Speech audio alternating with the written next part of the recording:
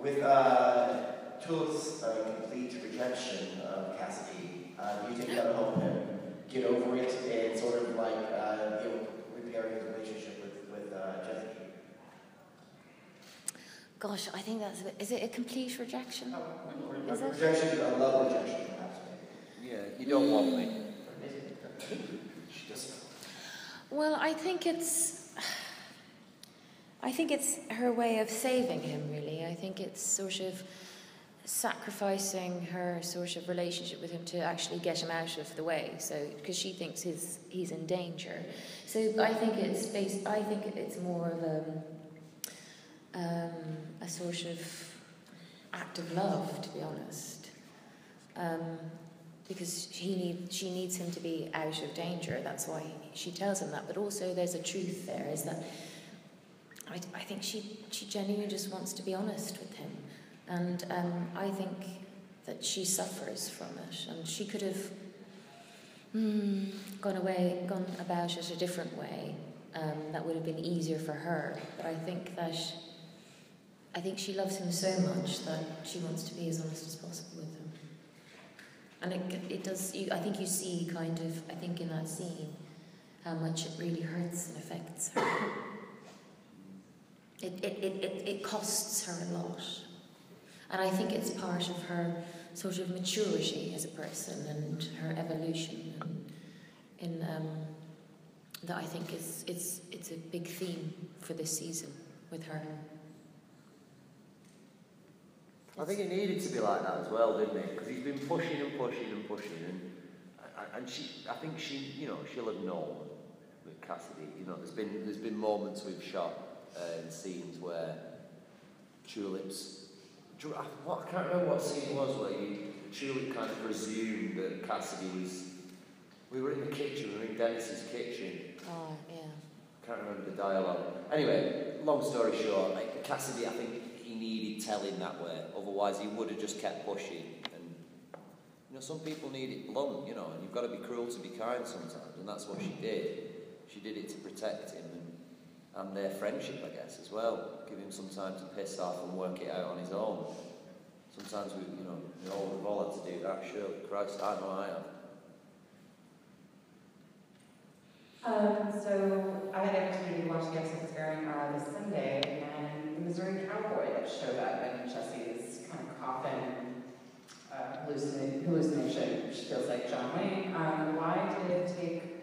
Why now bring in the character of John Wayne, as opposed to the first season when he's obviously such an important part of Jesse in the comics?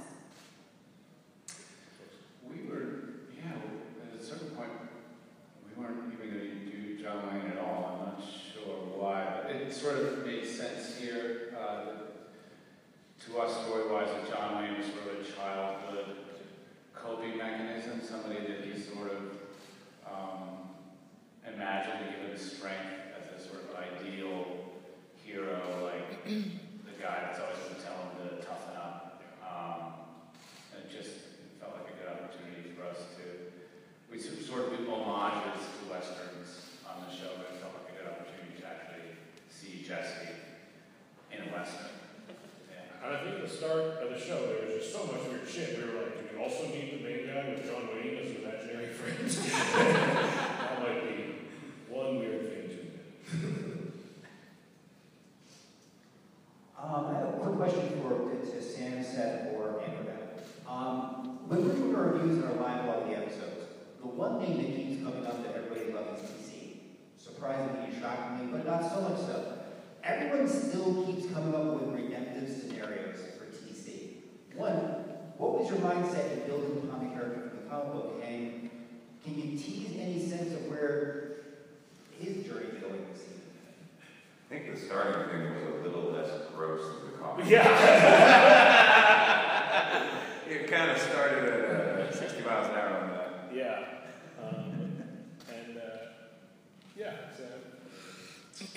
Well, I think it's sort of like his audition,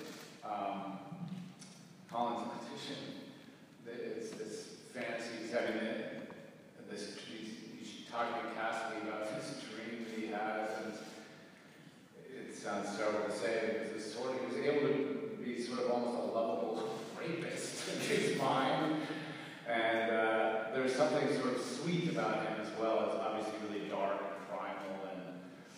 He's excellent, and we agree. I'm not surprised he's a hit with the audience, and we'll see what happens. Yeah. Have you seen how hench he is? That guy is built like a brick shithouse, man. He's got the most incredible bod. He's like a surfer. Yeah, man. Yeah, it's confusing to me when you meet him. Like, I hadn't met him when I just saw his auditions and stuff. And I finally met him. I didn't understand who he was for a while. He's truly transformed into a different person. Yeah, man. Ruth, this is for you. I love your portrayal of Tulip, and she's just a strong, fearless woman who isn't afraid to be on her own or afraid to get what she wants. Can you share with us maybe a favorite scene where you felt the most like Tulip, and for Dominic and Joseph, if you could share this as well for your own character? When did I feel like Tulip? Yeah, or your own character. Oh gosh, I feel like there's so many.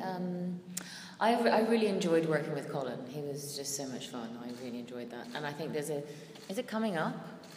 Have we done the scene where we have to fight? A lot of fights in the show. No. No, that's... Dude. With Bessie? When I killed Grandma? Jesse dies. I'm so glad I turned that into a cul-de-sac. No, I think I very much enjoyed this season. I think that Tulip has come into her own, and I think she's sort of got her agency back. And I feel like it's for me, it's quite thrilling the idea that she kind of feels sort of more independent actually of the two boys, and while still being on their journey, because for her this is her family. But I think she's finding her own way, and she's sort of solidifying her sense of self and her sense of who she is, and sort of being, how would you say, sort of, I think she's being less apologetic for who she is, and sort of owning her flaws. And I think that the purgatory scene which you've seen, I think that was sort of a watershed for her and a purging of her doubt, and I think like she's sort of becoming kind of her own superhero, you know. So I think it's just her general journey for me that has been quite thrilling. Hi, Seth. I'd like to ask, you're primarily known for being producers of comedy before you delved into Preacher. I was hoping you might be able to talk a little bit about when you were developing the show before it was picked up by AMC. What was the reaction to primarily comedy guys coming at something that has a more serious tone? Luckily, a lot of people don't think we're that funny.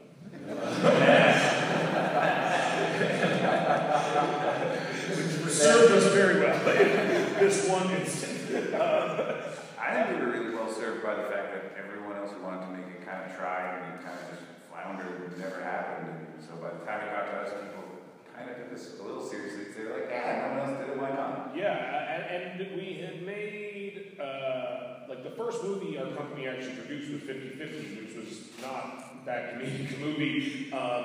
And, you know, we had always been, and This Is the End was the next movie we made, and although it is a comedy, there's a lot of very strong like genre elements that I think the show actually shares. There's a lot of like horror elements and monsters and kind of homages to old movies that feature those kinds of things. And so we were actually like we were surprised at how open people were to us doing it, honestly. And again, I think like Evan said, like the thing that seemed to be missing from every other attempt at it was humor. Like the world of Preacher has a lot of comedy in it, and the book has a lot of comedy in it. And when you look at the people who tried to make this before us, comedy is not the word that maybe comes to mind when you think of Sam Mendes. As wonderful a filmmaker as he is, maybe the least funny movies ever made. And so I think that was one of the things that honestly maybe made our version of it a little different and maybe actually more digestible in some ways, because we were doing it with a bit of a wink and a smile. Because again, the subject matter is so crazy. If you take it too seriously at times, it really, you're not doing yourself any favors. Like, comedy is inherent, and to deny it is denying the true tone of the comics, at least. Yeah. My question is for Dominic, Ruth, and Joe. I guess all of you. Last season we saw Jesse kind of being pulled away from, the trio due to his power. This season, since he doesn't really have a voice anymore, we're seeing them. Are we going to see them eventually kind of be brought back together to defeat? Kind of the big bad of the season, which is Jesse's family. In my opinion, who knows? Are we going to see that slow build towards reconciliation of the relationship between the three of you? Yeah, I hope so, but not for the moment. I think they're slowly kind of the relationship is imploding, and you certainly for Jesse, you meet him at a very stressful time. He's made a decision that he feels extremely guilty about. And Cassidy's made his views very clear on the friendship and how he feels he's handled it. And he's now confronting a place which he would do anything not to go back to, and confronting the person who he could possibly become in that situation. And he's having to push them away from him in order to save them. But on the surface, that looks like he's not very selfless. It looks like he's doing it as a selfish act. And it looks like certainly from Cassidy's point of view, that it's from jealousy. They have to come together. We hope they come together. They're the best. They're the closest things they've ever had to friendship. And we were saying earlier, they're sort of discovering things about their past and about who they are that they're all trying to deal with. And I think for the moment, it means them going on their own journeys and separating them. And I have the family to deal with, and the bond that I've created in order to save Tulip's life. But I don't know how. Eventually, I hope that they do end up coming together again. But certainly, this season is going to be very. The relationship is very strained and problematic, and it gets worse before it gets better, I think. Yeah, I think they'll survive it. I think they'll survive it, personally. I mean, it's even early on in their friendship, like any conversation they ever had, they never fucking agreed with each other. It'd always be elaborate, and it'd always get to the point where someone might get punched. That's the kind of friendship it is.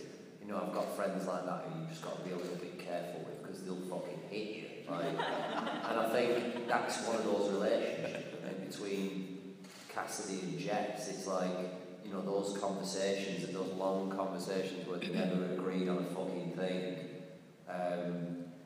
It was, I suppose the relationship was forged under them conditions, so I think they'll survive it personally. I don't think it'll be the same again. I think people have to, if it weren't for second chances, we'd all be on our fucking toe, wouldn't we, for Christ's sake. So let's just hope that they fix it up. I like your boots. Right in your face. What does that thing do? Microphone. It's a what? Microphone. It's called a snowball, isn't it? It's snowball. crazy. I had one. It still works. Yeah. Really It impressive. looks like the thing that teaches Luke Skywalker how to use a lightsaber. Very Comic-Con reference. But it does. Hello, over here, Desiree from Nerd Element. I was wondering, now that we're getting even more information about Jesse's past and how much more tortured he really is, how that is, how you're playing that, because you have to deepen the character, and you also have to play a lot of really deep emotions. It's amazing. I'm sort of confronted each episode, each script that comes along. Is why it's such a. I think for all the characters, but it's a really. I feel like I've only just scratched the surface with what is being revealed about him, and there's a much darker side. The more I learn about the grandmother as well, and the family, and the things that he put up with, and the things that he witnessed, and it informs all the decisions that you actually make. And now I think the episode that's just aired, where we see the man who enjoyed so much the evil of the tombs, but sort of, I think that's been a very interesting part of playing the season out, is how much he has to restrain himself from indulging too much in the brutality of it. And I keep rewatching them, having made them. You know, there are things that he's done that are just utterly awful. When you see him as a child, I think the decisions he maybe was forced into making, but they're really quite terrible things and awful memories to live with. But it definitely colours certainly the audience's perception of who he is, and I love, but that's at the heart of it for me in terms of how this entity is still so confusing for him, why this thing can exist within him. It's clear to me that that's because he is has half the blood of his grandmother. That is part of his heritage, and I think it's that constant battle, that struggle to, as we all do, we're constantly trying to better ourselves, and there's part of us that we don't like, and he's now being forced into really facing that side of himself head on. But it makes it all the more enjoyable and exhilarating to play each time you get another script which reveals more, as you said, about the past. Hi, I'm Will from Geek Dead. So I've been a fan of Preacher since the comic started, and I maintain that Preacher is the best comic book to screen adaptation, big or small screen, and that is a testament to the amazing cast and your writing. My question is, how often at this point do you find yourself going back to the comic versus you kind of, consumed all of that and you're doing your own thing? I feel like, well, we're constantly, we have the comics and the writers from, we have so many panels and Steve Dillon's artwork up on them. So it's a constant source of inspiration and reference. I feel like this season there's probably more stuff that's directly from Garth and Steve's graphic novel than in the previous two seasons. And we're hoping to get to all of it, as much as we possibly can. It just takes time.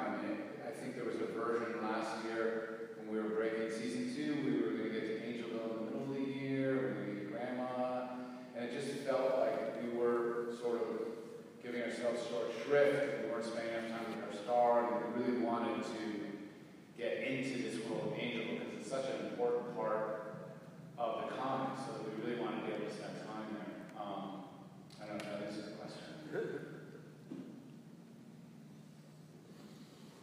My name is Michael P. I'm with Friends of CCI, and I have a question about that last episode where you had the devil, and so you portrayed him as kind of like this really super jack guy with a sense of humor. And I was just wondering, that's obviously a conscious decision because you could have actually taken the other attitude where the devil was, the morning star, this beautiful angel, this city and all this decrepitude, something like that. And so I'm just wondering why you chose to go. That's kind of how the comic was, with more of an English twist, and kind of Americanized it a bit, but it was the attitude of saying that it was just unique. He was kind of just a thug. Yeah, I think that was something that we kind of, that's more of a reference to the comic, I think, with the general visual, the look, the hell, the gate of hell, the mouth of hell, the walk that the saint takes to get to that visually is pretty much exactly from the comics, and so that I think that's mostly what that came from us. I love that you dove deeper into the backgrounds of the characters. I got to really connect with them a lot more. And one thing about Jessica's character Cassidy in the comic series, at least, that I felt was very much his character was the sunglasses, and I don't see that at all in the TV series. I'm curious, is that going to come later, or was there a reason for the TV adaptation that was removed? Mostly we were just like, you're limiting that. We were just like, it'd be great to see Joe's eyes because he's so wonderful. Also, only dickheads wear shades indoors. I'm sorry, man, but there's no reason to wear shades indoors unless you're trying to be cool. In the comic, Cassidy has these just it's kind of vague, they're kind of red, gnarled eyes, I guess, is the implication, and it was just something that. And it would also make people early on just think he's a devil or something, which would throw people in a weird direction. Or Bono. Yeah, exactly. Bono would be, we went to Bono first. Well, wound up with me. Men the poor man's banner. Exactly. He came to you. He came to you. Yes. And you went, no. Obama aggressively pursued it. Right, all of you right there. I was accidentally employed, really. For Sam's Evan, are we going to get backstory on Grandma? There's like, I bet Buckin's given her such a human side. There's this kind of like, I almost feel a little bit of sympathy for her. Are we going to see how she got the way she did? The way she was, or? A little bit. You learn a lot more about what makes Grandma tick in the next episode. Yeah. I don't know if you'll still be sympathetic. Maybe you will. It really depends on who you are. What are your moral standards? If they're low. Betty Buckley's great in the role, and she's just got reams and reams of very interesting backstory that maybe we'll publish on the website or something like that. But it's, yeah, I don't know that we know entirely about. I mean, we really wanted definitely, and it's great that she's sympathetic and complex and stuff like that. But we definitely wanted to make sure that we honored this idea of Grandma Angel as she's a villain. She really is sort of Jesse's greatest antagonist sort of up to this point. But Betty's just taken the role and run with it and made it really sort of nuanced. And I think it makes it creepier, the fact that she's somehow, that she loves Jesse. It's just really disturbing. And obviously she has her own point of view, and I just don't think it makes her that much. You sort of understand. I think if she was just only a mustache twirler, you wouldn't really understand our lead characters, how she has this hold on him. And the fact is, love is a scarcity in Jesse's world and in his background. And the fact that for whatever fucked up shit that she's done to him and his family and his parents and killed all these, and all the fucked up stuff that she's going to do in the future, the fact is, there's no doubt that she loves him. And in the preacher world, that's just a very valuable commodity. My question is for Dominic, Ruth, and Joseph. Over the course of your 3 seasons that you've gotten to know and meet your characters, is there any particular aspect of those 3 seasons that you struggled with? Like there was just one aspect of your character, just like, I'm having a time connecting with that aspect of this character? I was a bit depressed last year. I've got bipolar, and last year it was a tough year last year. And it's not to say I didn't have a good time, but there were moments where, in my career, when I get that way, where I honestly believe that I've forgotten how to act. Like I can't even begin to put it into words how terrifying it is, that feeling. Like, and it's so fucking real when it's happening, man. I remember standing with Sam at one point. I think I said something like, "Tell me something, Sam, that'll make me feel better, man, because I feel like shit today. I feel like I'm doing a terrible job." "You're not doing a terrible job." And he told me about the Teddy Gunn scene. Remember the scene with Teddy Gunn? I said, "That's fucking really funny." When you got all angry, you for a minute, Cassidy believed that he was a Hollywood agent and was furious that he didn't know. That was really funny, man. And I said, "Yeah, was it funny?" "It was funny." I was like, "Well, thanks, man. Thanks, dude." I went, "That'll sort me out now." He went, "Don't be fucking ridiculous. I'll find you outside the road in another half an hour. You'll need something else." But so I can't remember what the question was. About any aspect of Cassidy. It was hard to film. Yeah, it was those moments, and I had to rely on the people around me and I fucking believed it, man. If you'd have told me when anyone ever said anything different, I was kind of just wondering what their agenda was. Like, what are you trying to get out of this by telling me it's bollocks? Because I don't believe it, man. So there were during the filming of last year, including the fucking panel we're about to do. It was really difficult. Like I was in a bad place, and so those are the moments that are difficult for me filming.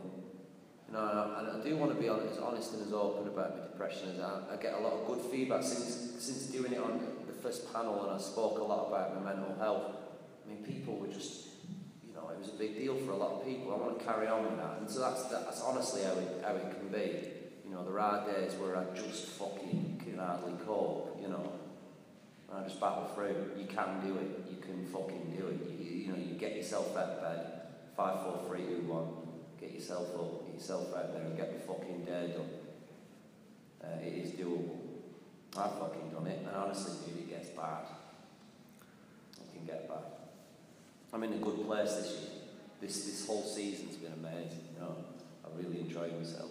I've been in a good frame of mind. It seems like all the chemicals are fucking balanced out there. I don't know what's going on. You know, I'm exercising, doing all the shit, you know, it's meant to do. Try to eat well, a lot of sushi. Got fucking sick of it, actually.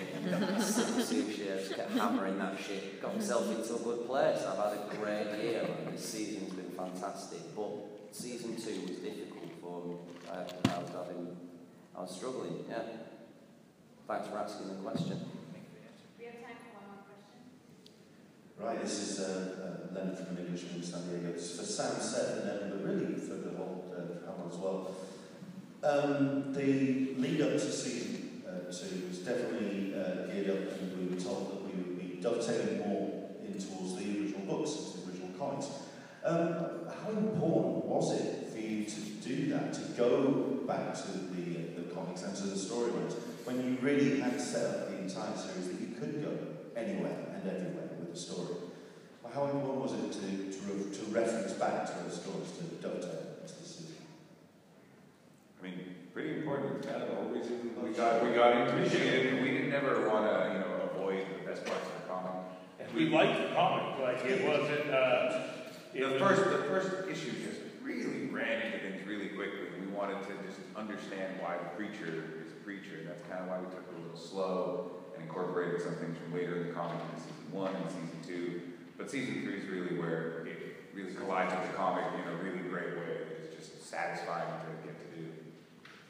Yeah, I think also, I mean, it was also partially born out of necessity. There literally just isn't enough comic to make more than probably 2.5 seasons of the TV show or something, if you were just literally translating it. So, like, one of the first conversations we had was that we have to expand it. We kind of grow it out a little bit, or just, it won't add up, you know.